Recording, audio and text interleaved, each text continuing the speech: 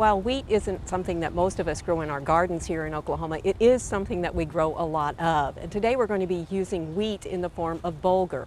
Now bulgur is like this when it's dried, and it's simply wheat kernels that have been steamed or parboiled, then dried. Traditionally it would be dried in the sun, then it's cracked or crushed, and it goes in different degrees of fineness. This is a fine form, and it's very easy because it's already been pre-cooked. It simply needs to be rehydrated. So I've got a cup of bulgur, and to that I'm going to add 1 cup of hot water.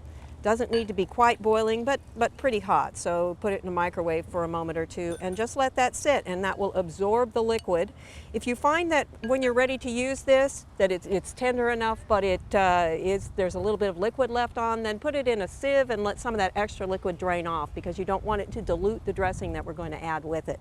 We're making tabouli, traditional dish that uses bulgur, and for this one I've got 4 green onions. Now I cut these so that I've just got the white portion pretty much. A little bit of green is showing here, but it's the white portion as opposed to the green leaf.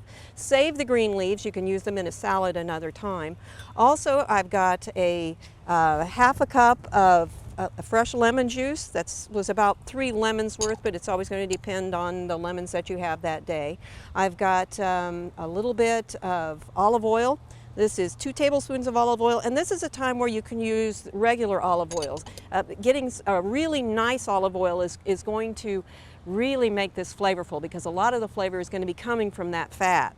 Also, I've got about 1/4 of a teaspoon of pepper, 1/2 of a teaspoon of salt, and 1 clove of garlic, or if they're really small you could use 2, but just mince them up really well, and the same with the green onion. We're going to whisk this together.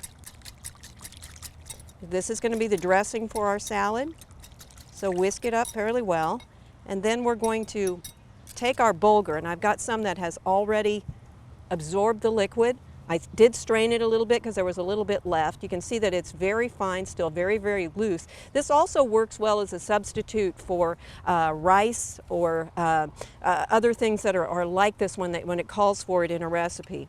Now I'm going to add 3 cups of parsley. This is flat leaf parsley, so you hopefully have some of this growing in your garden. If not, you can get it at the market or at a farmer's market. I'm adding 1/4 of a cup of fresh mint. I'm going to stir those together just a little bit to get it started